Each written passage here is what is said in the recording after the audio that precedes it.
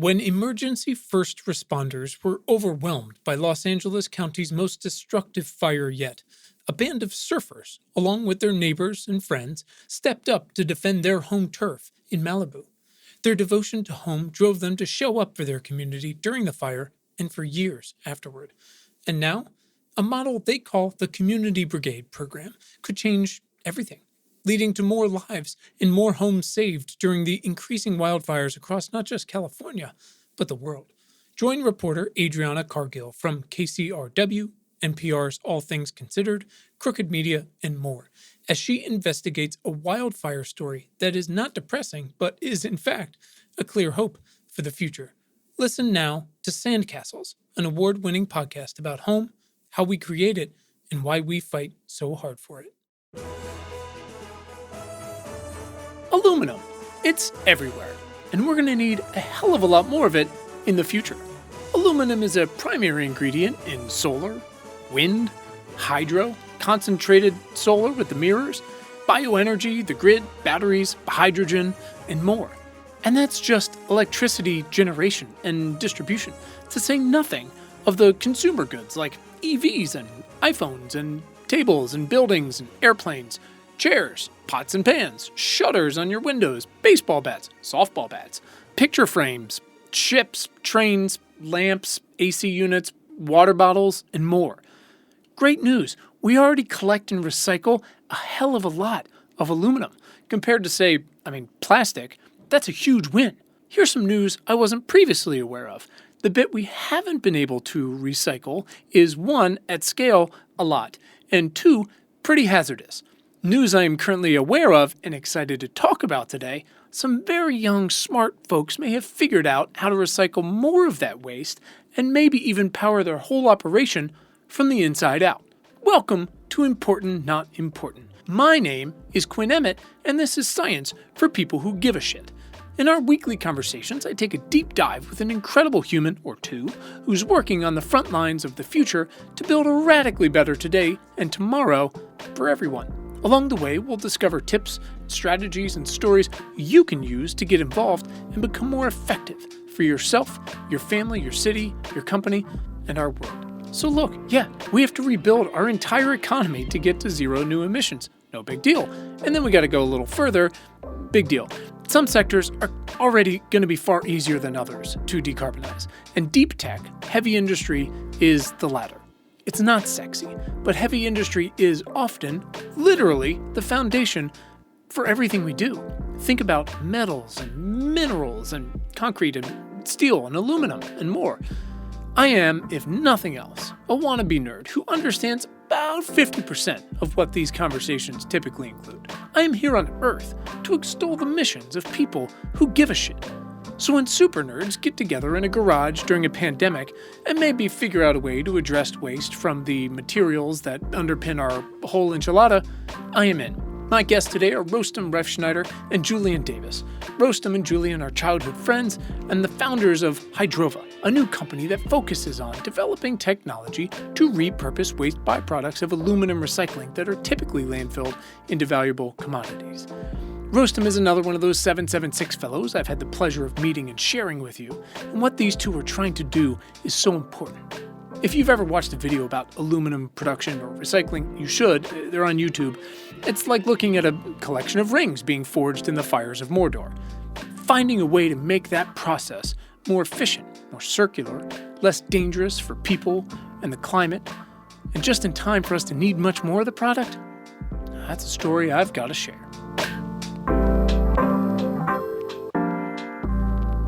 Rostam, Julian, welcome to the show. Thanks so much for having us, Quinn. You are welcome. Thank you. I don't know. One of those things. Very excited. It's very early for you, and I apologize, but what are you going to do? Thank you for being here. This should be super fun. Like I was saying offline yesterday, I was talking cookbooks and tofu, and today we're talking about aluminum smelting. So just really exercising that muscle. I like to start with one important question to set the tone for this and to get some deep philosophical musings from the both of you. Instead of tell me your entire life story, I like to ask, why are you each and combined, vital to the survival of the species? And it sounds ridiculous. It is ridiculous, but I encourage you to be bold and honest because you're here for a reason. So let's do this. I'll kick things off. So, humankind, especially right now, definitely needs more innovators, engineers, entrepreneurs, and more to survive long term. But really, it's up to our generation, the young folks, to solve this massive problem that we really did not create, but now it's upon us to set up the future generations well. So, really, we have to develop the technical expertise that will otherwise be lost as older generations age, needed to bring these new technologies that are going to allow us to be successful in the long run to life. So we believe in fighting climate change by building things, shipping things, creating and innovating. We know that we're just one of many, many pawns in this large battle, but all of us are really important. That sounds great. Julian, now you have to beat that. Yeah, no, definitely a tough answer to top. But yeah, I'd say for the work that Russ and I are doing at Hydrova, a little more specifically, we really see our role as pushing forward the frontier of sustainability in the aluminum industry. So we're going to be talking a lot about aluminum today. Excited for the conversation, and specifically about these waste streams called dross and salt cake that not a lot of people know about outside of the industry. Roast and I had no idea about these wastes before we started doing what we're doing, but it's a huge problem in the industry. There's millions of tons of these materials that get created every year and go to landfill. We're working on keeping those materials out of landfill, putting them back into industry, and making the industry a lot more sustainable while doing so. I feel like you're really discounting my listeners. I mean, my listeners really fucking love aluminum. They're going to be really pumped to get into this. Awesome. I really appreciate it. On that note, to set this up for folks, again, we try to walk the line depending on the conversation on how nitty gritty we get with these things, whether it's cancer, ocean acidification, or aluminum, whatever it might be. I mean, all we hear about is all the minerals we're going to need, right? That are trapped under China or on the ocean floor, right? All the metals, all the materials that are going to be, I mean, immediately are increasingly required for effectively rebuilding our entire economy. When you got to replace every car and electrify every building to start with, right? You're going to need a shitload of this stuff. But a lot of them are still, and will be very difficult for them to not be this way. They're massive carbon hit, right? And aluminum is, correct me where I'm wrong, 2% of global emissions, something like that. And demand is supposed to grow at least 50% in the next 20 years or so. So we got to find out, how do we make a shit ton more of this stuff with far fewer emissions, but also recycle what we've got.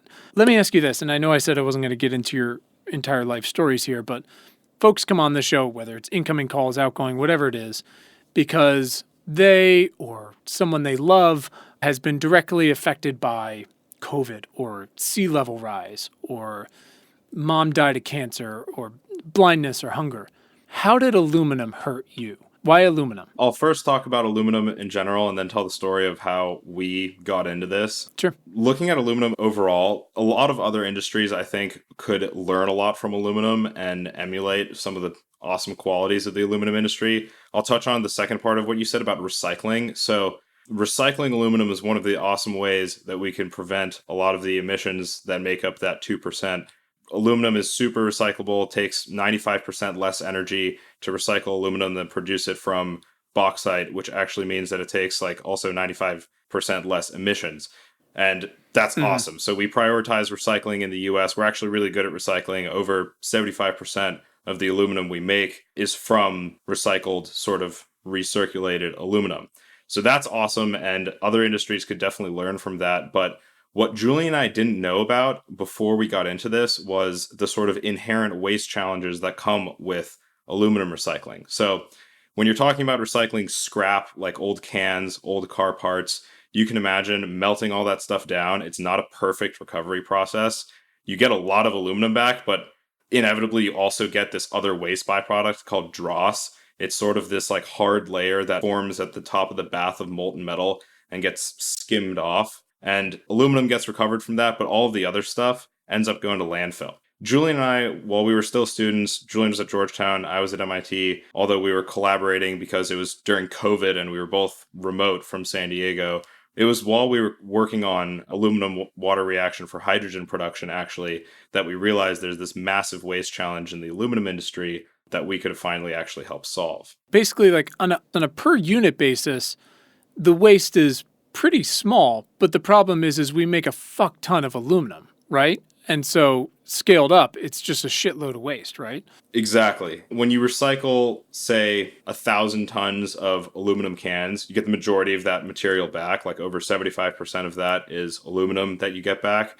Up to a quarter of Right. that material can actually become dross. Dross has some Okay. aluminum, so the aluminum gets recovered from it, but it also has salts and metal oxides. That's like the majority of this dross material, the hard stuff that forms at the top of this bath.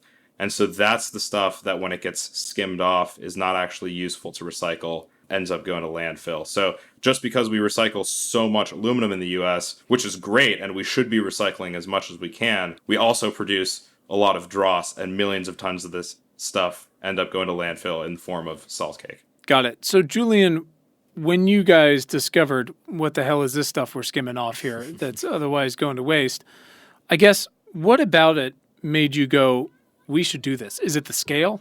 I guess the problem and the opportunity, or is it the challenge of no one's figured this out yet? That's definitely a great question on sort of the why and how we got started in all this. I can sort of take a step back and talk a little bit more about Roastem and I's story and how Sure. we wanted to get involved with technologies like this in the first place. So like Roastem said, we've been close friends for over 10 years. We both grew up in California, witnessing the firsthand effects of climate change with droughts and wildfires that we were experiencing in the state. And yeah, both just always spent a lot of time in nature and really grew a passion for the environment and wanting to preserve the natural world around us. While we were in high school, we were always very entrepreneurial, talking about ideas and just always bouncing ideas off of one another. And we really specifically were always passionate about climate, the environment, and wanted to do something in that space. It's really during COVID that we got sent back from school back to San Diego. We started having these weekly brainstorm sessions where we were thinking about different ideas that we could really use this weird time in our lives to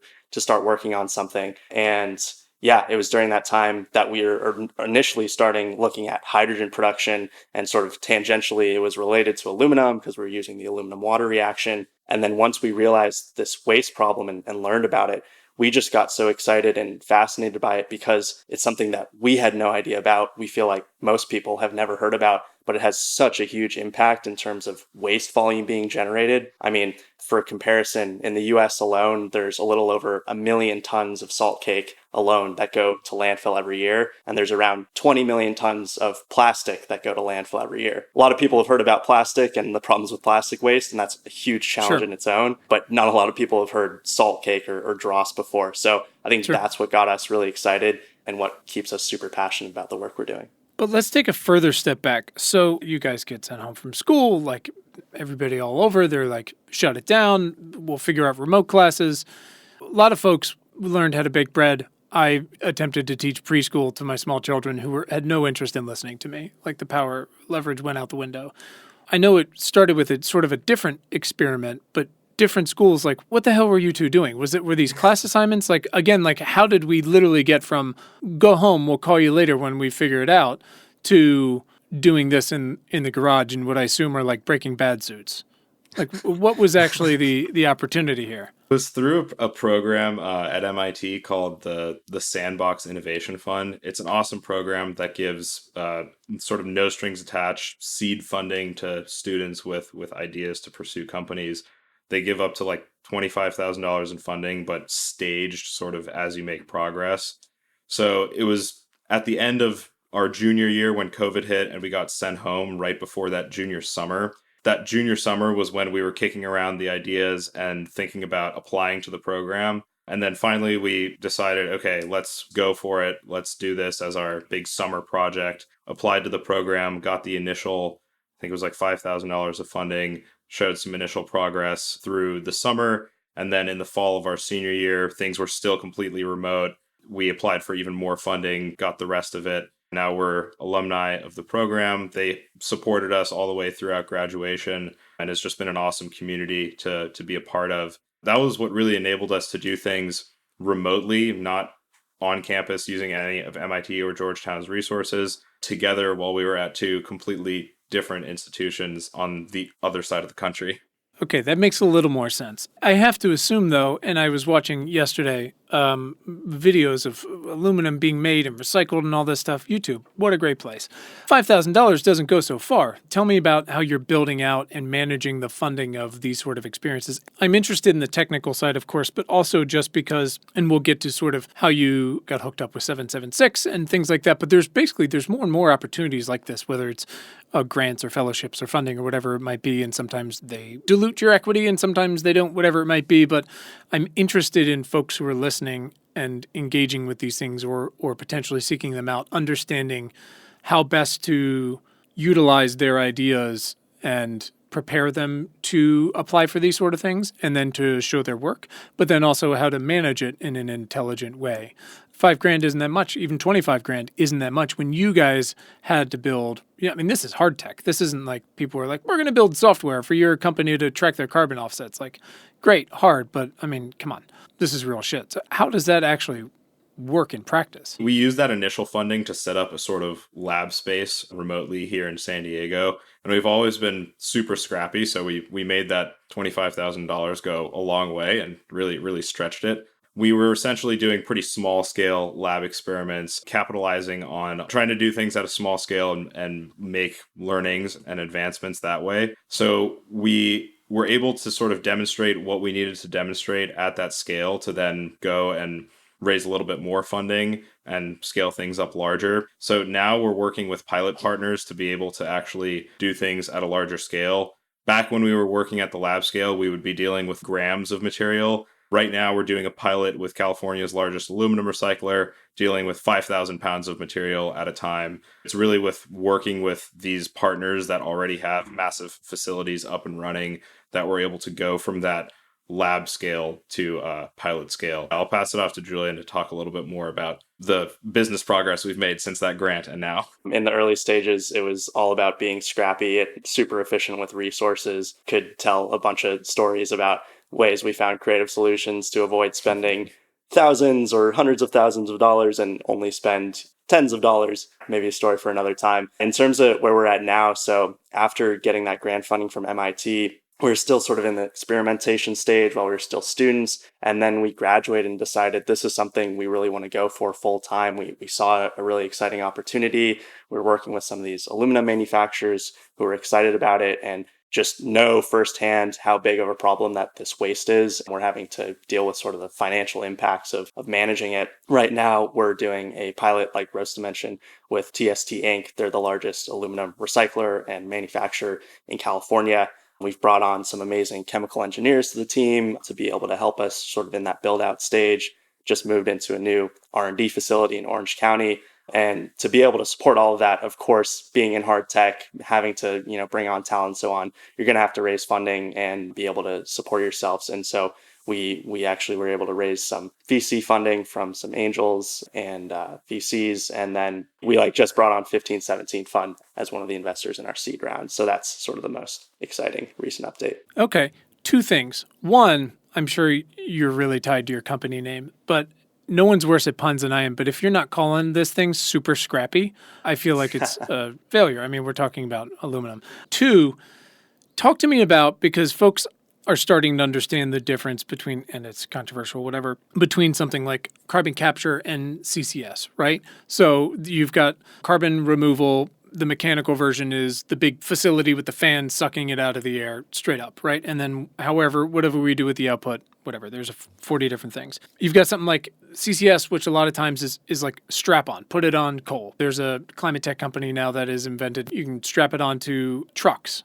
right? You can strap it onto cooling towers on commercial buildings or military bases, whatever it is, right? Grabbing it at the source so you just avoid the emissions entirely. You're talking about these partners you're working with and scaling up. What does your process actually look like in application? It seems like maybe if you're working with these places with big factories, you're not building your own place to do that, or maybe is that in the future, or is this something more modular that's an accessory, I guess, to the existing plants? Paint the picture for me. Typically, these things are done in massive standalone facilities, and that might be where we have to start to prove ourselves. But our end goal is definitely to sell smaller, modular, turnkey solutions to these manufacturers that they can set up on site and run in a fairly automated fashion and not have to set up these massive mega facilities. Caveat to that is if you've never run one of these full-scale facilities before, it's hard to sell one of those systems. So we'll probably have to build a facility that we own and operate ourselves as the sort of serial number 0, but then from there can scale and expand a lot more quickly by selling these smaller, more modular solutions. And that's another advantage of our technology. It allows us to be profitable in much more smaller scale. So for example, customers like our pilot partner TST Inc. in California, they have one facility here. They could actually support a system with just their one facility here in California, which typically isn't really the case. You need like a bunch of facilities compiling all of their waste at a big plant. Today, dross, as Rosa mentioned, is sort of this waste byproduct that comes out of the aluminum recycling process. It gets skimmed off, and right now it gets essentially put on a truck at these facilities and then shipped off to another company that takes care of it from there. What that other company will do is traditionally get the aluminum out of the dross and then just landfill the rest. And the rest is what's called salt cake, and that's what's always going to landfill. What you can imagine our system as instead is sort of a black box that gets put onto these aluminum manufacturers' sites that rather than having to put the stuff on a truck, ship it hundreds of miles away to get dealt with, it can actually be processed right there at the aluminum manufacturing facility and not create any waste in the process. So the input is dross, and then on the other end spits out aluminum, salt, and metal oxides, all three of which are valuable products that can actually be reused, and then there's no waste stream that's going to landfill. So the aluminum and salt actually go right back into the aluminum manufacturers' furnaces, aluminum, of course, being their main product. And then salt is used in the recycling process, sort of like input. The oxides are actually a really valuable material for cement manufacturing, and so those can be sold to nearby cement customers. What's happening today is this stuff's getting put on a truck, sent sometimes hundreds of miles away.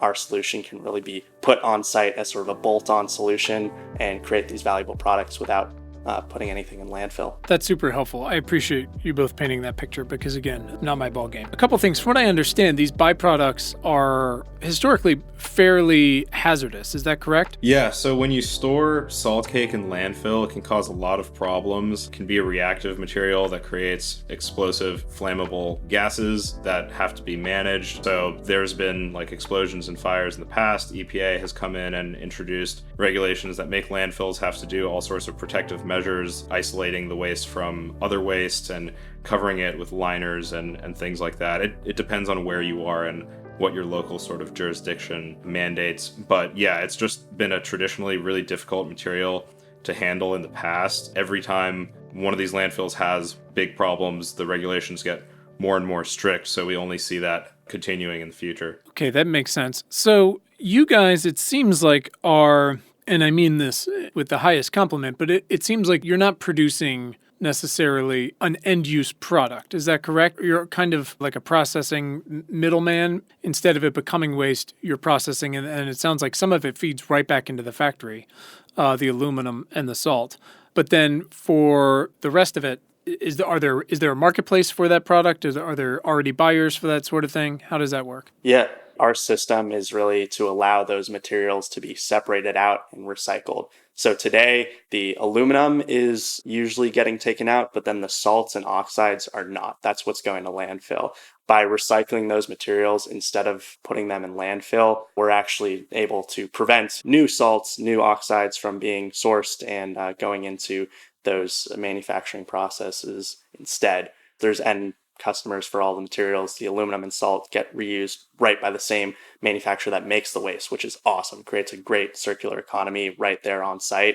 Usually cement manufacturers will source bauxite, which is also like related to the aluminum industry, but cement uses it too, and they'll use that to get their aluminum oxide and put that into cement. So we can basically act as sort of a sustainable, locally sourced alternative to that bauxite with actually higher aluminum oxide percentages, so it makes it more beneficial. Just really clear end markets for all the materials here and preventing new sort of minerals from being mined by recycling these instead of going to landfill.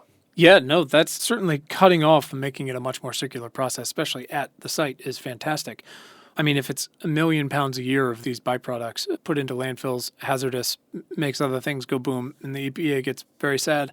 What about the historical accumulation of this stuff. Is that something you guys can touch? Is there an expiration date on it in some way? Is this a problem we can begin to attack, or talk to me about that? This stuff has been piling up in landfills for a long time, and they actually do need to be remediated every so often when they have sort of problems like this. So we definitely see our technology as a solution to go in and remediate larger landfills. I mean, you scoop the waste out, put it through the process, and then produce, your valuable end products from that.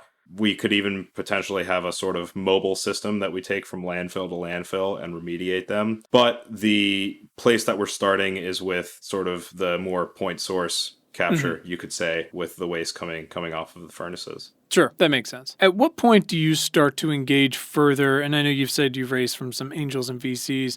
At what point do you really look at the scale of this, of what you're able to build because of how much we're making, how much we're recycling, how much we need to make, the historical accumulation, et cetera, et cetera? Look at your ability to, right now, you do it on site and you prove that it works, and then maybe more modular versions in the future, and go, this is the total addressable market. This is how much we think we need to be able to prove it and scale it in the next 3 to 10 years. It's going to be some pretty specific funders that you're going to look at there because it's a lot of dough. Where are you guys in that process now? And then how do you really start to sort through your options? I think you hit the nail on the head in terms of finding the right partners to work with. It is a very specific issue that we're solving here, and finding sort of players in the aluminum industry that deal with it firsthand has been a huge help, because finding those people to support us, like with our pilot right now, and talking with partners for the future and growth is really important. Where we're at right now and sort of the timeline is we've raised some sort of private funding to be able to support us through this pilot stage. And that's going to be the next around 6 to 12 months, where we're working at doing this process at basically a smaller scale, basically a smaller version of our black box that we're operating out of our facility here in Orange County. And then from there, our goal is to be able to implement one of these full-scale systems, working with some of these largest aluminum manufacturers in the country and finding them the right partners to really be able to fund and support this. So TSD, who we're working on the pilot with, they're a great partner we're working with. We're also building relationships with some of the larger aluminum recyclers throughout the country to really be able to support us and as we scale up. It's great that there's buy-in from industry, it seems like, right away. What are the incentives for them to do that? Are they penalized for the waste they produce? Is it because we just need to do that? Is because you are proving that there's a circular element to this and that they can actually get some product back? I guess, What is the incentive for them? And then how do you keep proving that to drive more and more industry participation? Because obviously dog fooding this is the easiest way to prove it to folks, right? The incentive for them are definitely the cost savings and then the sustainability impact. In terms of cost savings, the system we're trying to create here is something where it's actually going to be much more beneficial for them financially to recycle these materials, because rather than paying money to put in a landfill, they can actually create value by sourcing the materials that are inherent in those waste streams. Rather than paying money to send it to landfill, you now have a revenue stream. The sustainability impact is super important as well. There's an organization within the aluminum industry called the Aluminum Stewardship Initiative, and that has really pushed some of these companies that are members of that initiative to create new sustainability goals and try to reduce both their emissions and their waste. So we're working with partners that are part of that initiative that have set some of those benchmarks to try to reduce the amount of waste they're creating. And dross and salt cake is sort of the number one material that these companies are producing in terms of waste. So they're looking for solutions that can help them reduce that environmental impact that they have. And so do you price your product, and if there are certain things you don't want to reveal, it's totally fair. Do you price your product or service, however you're framing, as marginally less than the cost of shipping this shit off to landfills to explode? Or is it fairly equal, but also you get the sustainability merit before these things become even more regulated than they are? How does that work from a business plan standpoint? Definitely the goal is to have a system here where these aluminum manufacturers, after buying it and accounting for the capital expenditure and the operating costs of running the system, that total cost of operation is lower than what they would otherwise have to spend sending it to landfill. And then they're actually creating more value by creating valuable products from the waste instead of sending it to landfill. So that's definitely the goal, is to have these companies save money in the long run. Gotcha. Rostam, I assume when you talk about test facility, Southern California, it's easy for me to picture, again, some combination of like Breaking Bad and Rick and Morty, like in a garage, skimming this stuff off. I assume we're past that. At what point do you feel like this is working? Like we've got this down and now it's time to really scale this baby up, technology-wise? I really think we felt that way for a while. I mean, when we were proving this stuff out at the lab scale with grams of material, we demonstrated the entire process, producing the aluminum, the salts, the oxides, all through and through. Now we're doing it at like 5,000 pound scale, and we're very confident that it works. We're just literally like building larger equipment to scale things up. So Sure. In the pilot, we've recovered the aluminum from that 5,000 pounds so far, and now we're working on the salts and the oxides. And then from there, we will have the confidence to go up to full scale and build a facility that can actually process all of our pilot customers' waste. So we don't think we're that far away. Pilot will be done in maybe 6 months, and then we'll be ready to go to full scale. Talk to me about the energy requirements of your recovery process. Is this something that right now can only be driven by fossil fuels? No one's in trouble here. Is it something that could be run by renewable, green hydrogen, et cetera, et cetera? Tell me about that part of your thinking.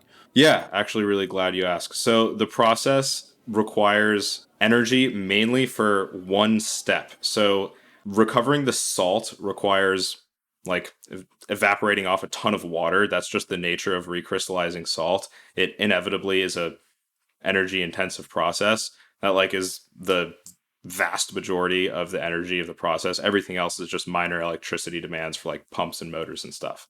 The salt recrystallization process has classically been the like challenge to recovering these salts and why they just landfill it.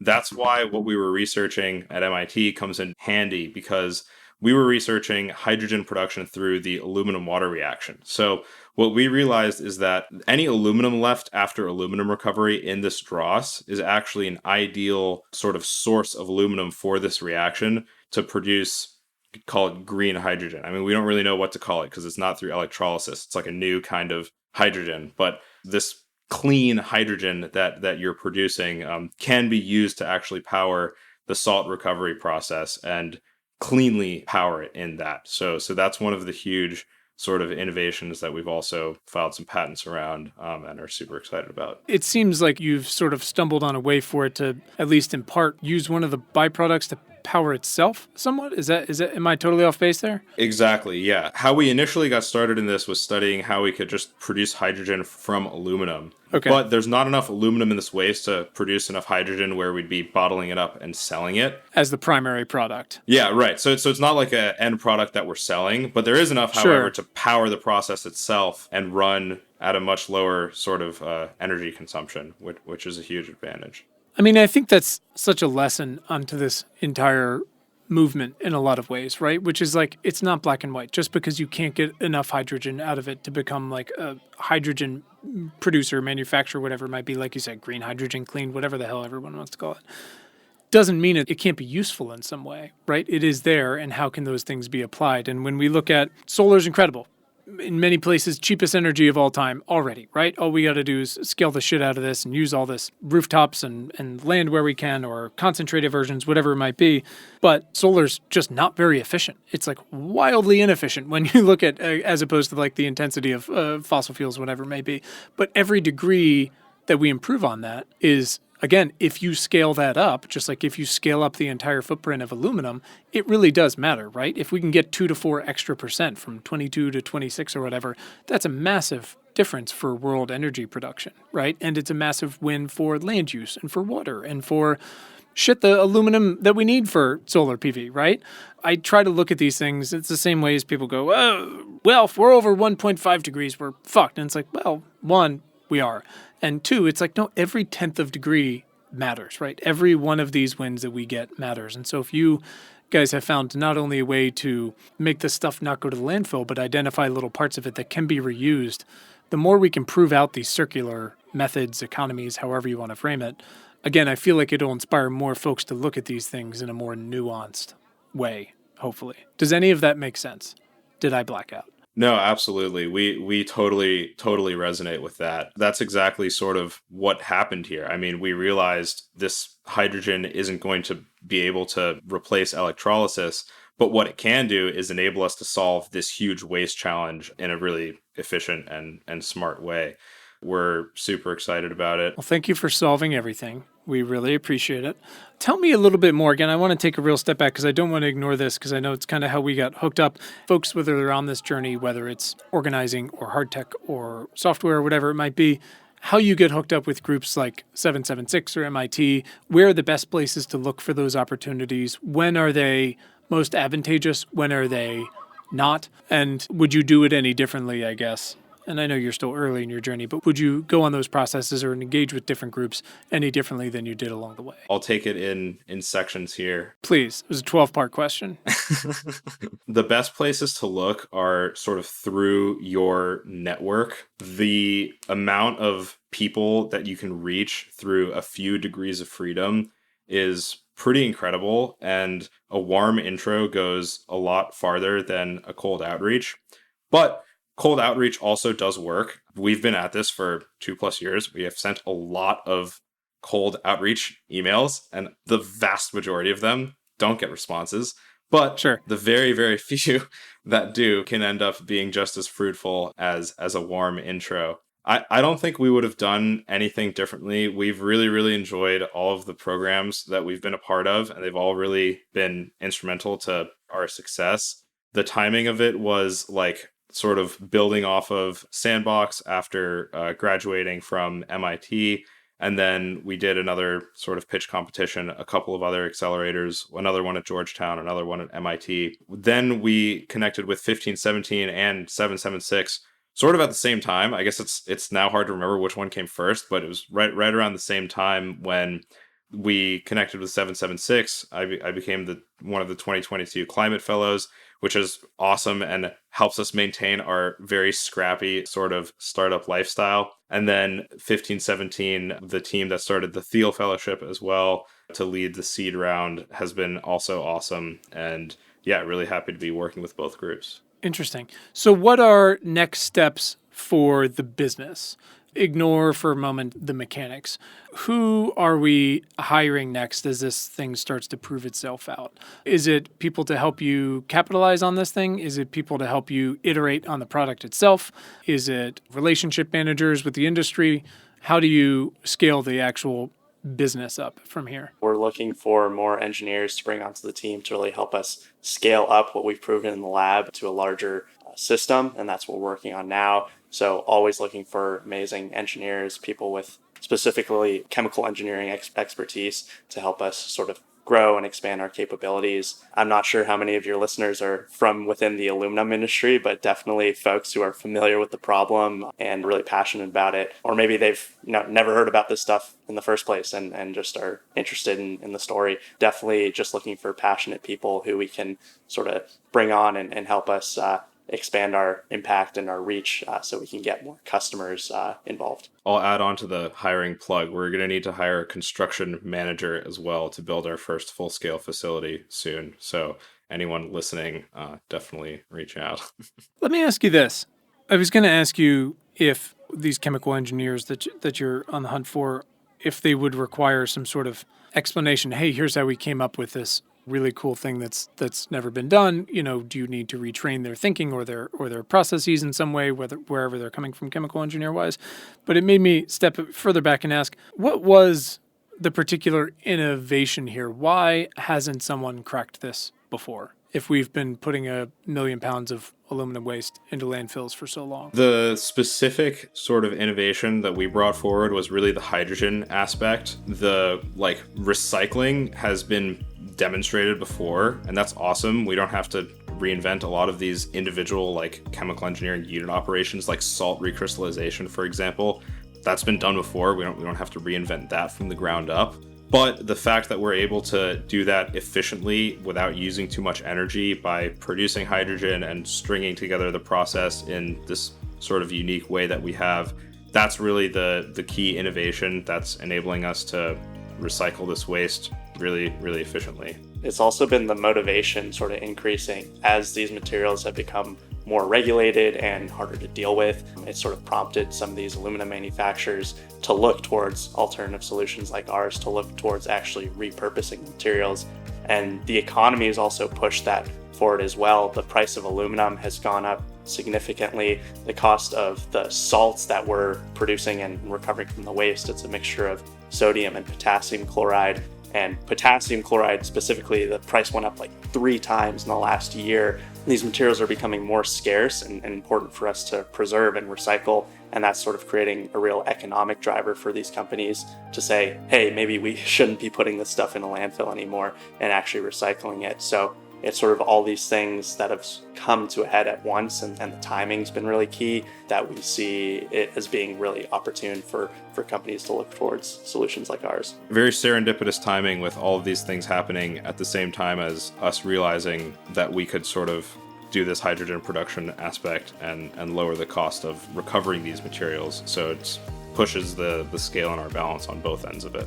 Well, I mean, we try very hard here. I try very hard, and it can be a struggle sometimes to frame some of these enormous systemic, often mostly self-made problems as opportunities, right? And they have to be if we're going to really get as much participation as we require on them.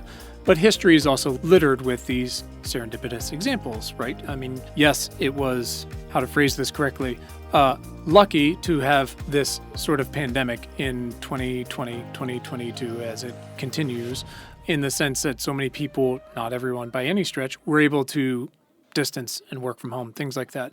But also in the sense that researchers like Dr. Karen Kricko were able to spend 15 years trying to make sure these mRNA vaccines, which worked, they just caused massive inflammation in people. And she finally figured that out about 1.5 years before we really needed these things.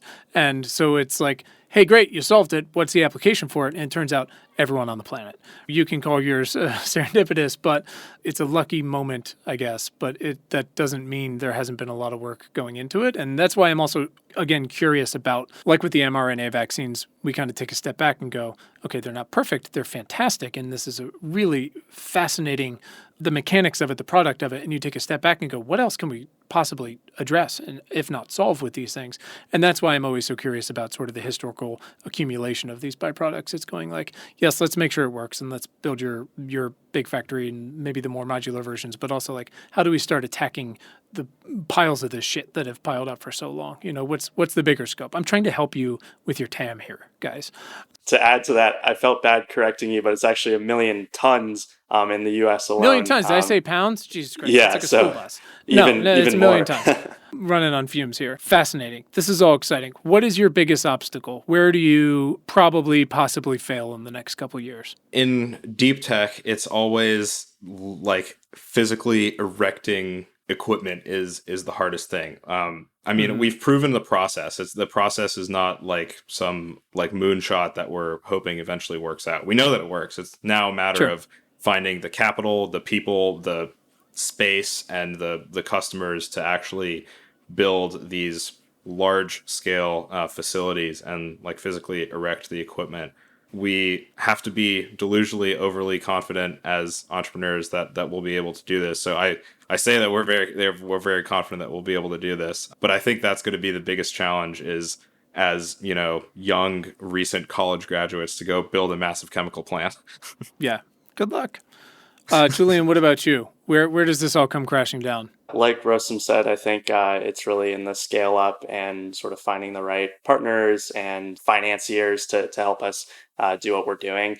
I think partnering with folks in the aluminum industry has proved well and where we're trying to lean into most, since they really deal with this problem and just have a firsthand motivation to want to solve it. So yeah, it comes down to the funding and the equipment and sort of scale up, all those things combined, really making sure that it comes together so we can really go to the next stage from here. How much the equipment is sort of standard stuff versus how much within reason versus how much needs to be sort of prototyped and invented? So we're lucky in that, like I mentioned before, a lot of the like unit operations that we need to do in this process are pretty standard chemical engineering unit operations. Like for example, recrystallizing salt. There's plenty Right. of readily available commercial systems that we can use for that.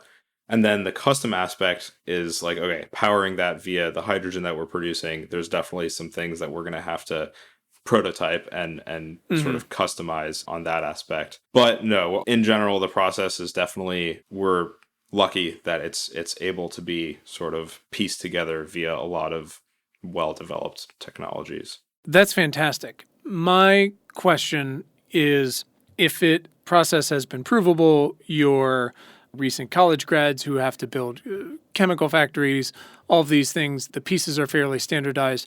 What is your moat?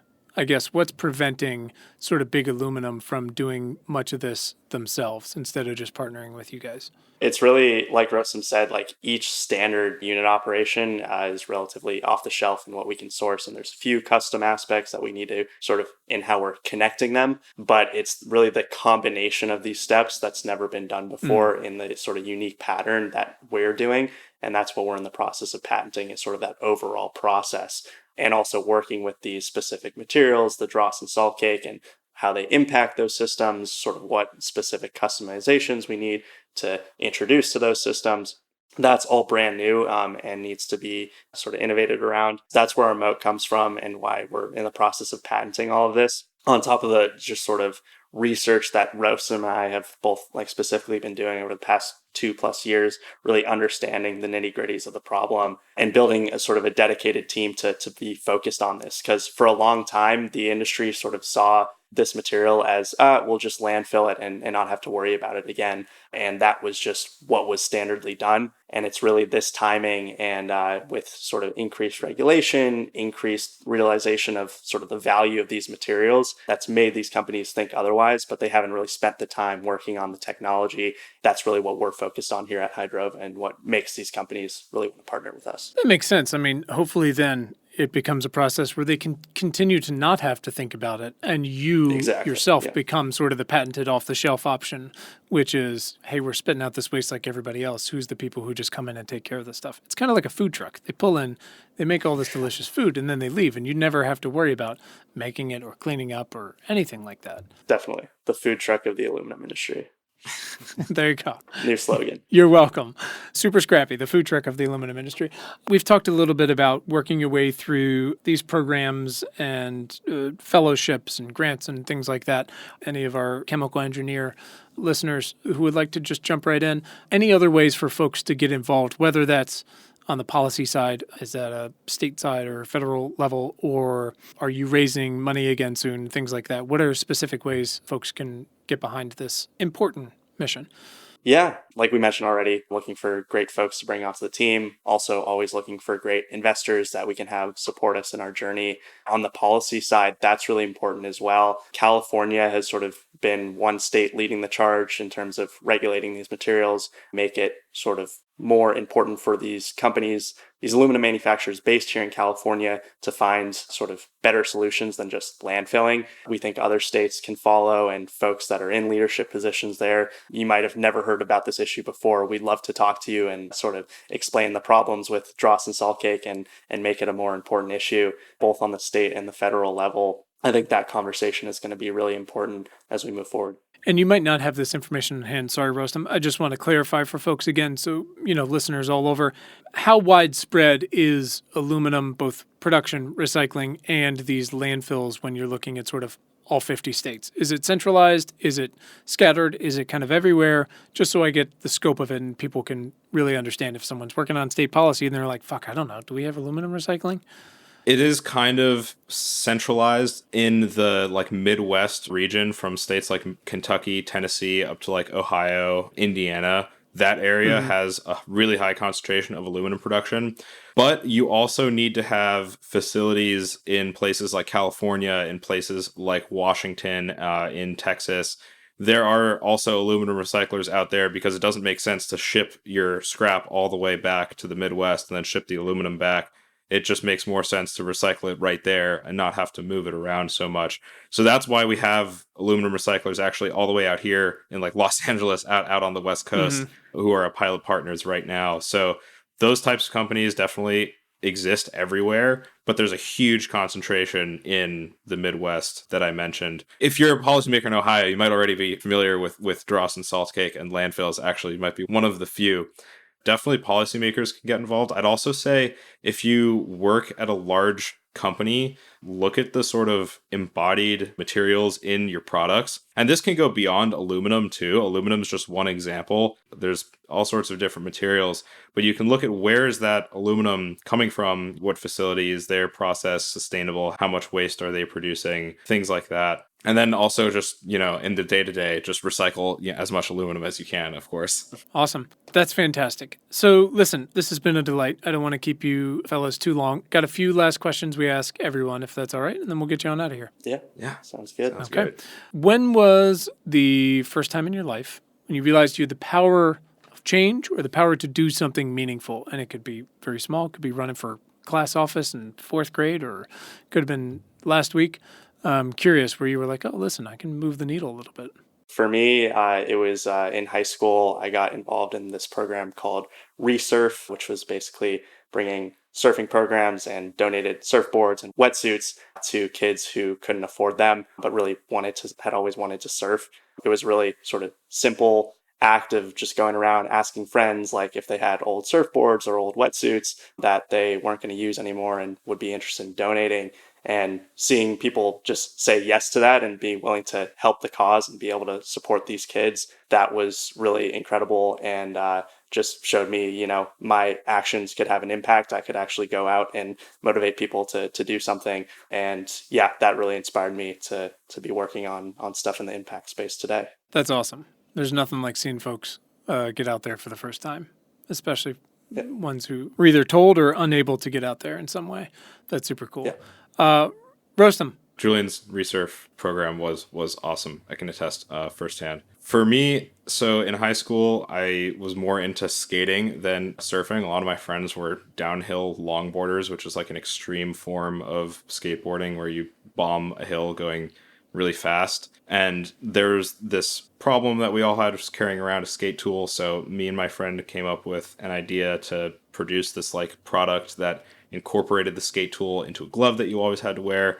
Basically, we produced like this little skating accessory that we wanted to sell. Our school had a little makerspace that I was heavily involved in, so I helped my friend sort of manufacture this product. We ended up interfacing with manufacturers, distributors. We did a Kickstarter campaign, and yeah, seeing people end up using that and just going around and giving skaters our little tool and them being like, oh dude, this is sick, like that was my first sort of foray into like entrepreneurship, and Sure. Yeah, definitely I think gave me the bug. I love that. Did the Kickstarter work? Yeah, we did a successful Kickstarter campaign. Nice. I mean, those fail more than people think. That matters, man. It's testing the market, right? That's super rad. That's awesome. Here's the deal with this one. You can't say each other. Who is someone in your life that has positively impacted your work in the past 6 months? I have an easy answer for this one. I'll go first. Alexis Ohanian and also Lissy Garvin at 776 Foundation. Obviously, hugely impactful over the past 6 months, not only with the grant, but also just the program and the community has been awesome. Beyond that, we have a lot of advisors and sort of mentors, people within the aluminum industry and within our MIT and Georgetown circles that have been helping us out. So I'll name drop one, and I think Julian will mention others. But yeah, David Roth, I don't know if you'll hear this. You've been super helpful over the past couple months. He's an aluminum industry sort of advisor for us. So thank you for everything. Awesome. Julian? Yeah, and then I was going to mention our advisors, Addison and Steve, sort of our technical advisors that have been with us since the very beginning. Awesome engineers and clean tech entrepreneurs in their own right, and they've been just a huge support throughout our journey. So really appreciate their support. Awesome. Last one, in all of your time you've had, what's a book you've read this year that's opened your mind to a topic you hadn't considered before or has actually changed your thinking in some way? Yeah, so I am a huge fan of biographies. I think biographies about some of our greatest minds throughout history are a great learning materials. One that I read in the past year was Walter Isaacson's biography on Benjamin Franklin. Just really interesting to learn about his story and sort of the diversity and range of his skill set, being one of our most important scientists, businessmen, writers, diplomats, like all in one person during that time, is just, I think, really inspiring and teaches us not to just limit ourselves to one specific industry, one specific set of skills, to really expand our way of thinking and expand our belief in ourselves and what we can do. I think that was an influential book for me. I loved that one. I've always wondered, reading those, like, what did the prospect of a life expectancy of like 41 really do to make you just be like, I've got to do some shit right now? I mean, he's obviously an exceptional example, but still, it's like clock's ticking. Rustam, what about you? There's a book that my dad made me read. He said it circulated around his office, and they all passed it around and made the next person read it. But once they had all read it, he made me read it. It's called Think Again by Adam Grant. The slogan is like the power of knowing what you don't know, and it helps you like develop exploratory learning mindset, and I enjoyed it. I would recommend. Awesome. Well, we throw those all up on Bookshop, and people love to poke around. So, folks, where can our listeners follow you online? Find us on our website at hydrovatech.com. So Hydrova with a V as in Victor, and then tech, TECH. We're also on LinkedIn, so you can follow us there. Gentlemen, can't thank you enough for your time today in this very cool problem you're working on, which, again, most people don't know about, but they interact with every day. I mean, I'm literally surrounded by aluminum, and it's very cool to know that how much of it is already been a product of recycling, but at the same time, at scale, if we all look around, you realize there's got to be some byproduct there, and there's got to be something we can do about it. So I appreciate you taking a curious, engaged, innovative perspective on it and tackling something that's going to be pretty damn important going forward. So thank you for all that. And thank you for your time today. Thank you so much for doing such a deep dive into it and asking us all these awesome questions. Me and Julian are nerds about it, so we love talking about it and really enjoy the conversation. Well, that's always fun. I have a friend who makes skin for robot hands in space. And he's one of these people you corner parties, and he's using like 2% of his brain to talk to me while the rest of it's just like, chick, chick, chick, chick, chick. But also, it's like a slot machine. You ask him one question, you're like, we're going to be here for an hour, because he's just not going to stop. But it's fantastic, because there's nothing like talking to people about the shit that they're really nerdiest about. So I really appreciate it. So that's it. That's it. The show is hosted by me, Quinn Emmett. It is produced by Willow Beck. It is edited by Anthony Luciani, and the music is by Tim Blaine. You can read our critically acclaimed newsletter with tens of thousands of other folks. You get notified about new podcast conversations at importantnotimportant.com. You can also find t-shirts and hoodies and coffee stuff at our store there. I'm on Twitter at Quinn Emmett or at importantnotimp. Drives me crazy. We're also on LinkedIn. Find us wherever you want. You can always send feedback, thoughts, questions, recipes for cookies, whatever, to questions@importantnotimportant.com. And of course, if you want to sponsor the show and partner with us, we got a pretty high bar, but there's some awesome folks out there. Give us a shout or check us out at importantnotimportant.com/sponsors. Thank you for listening and watching, and thank you for giving a shit.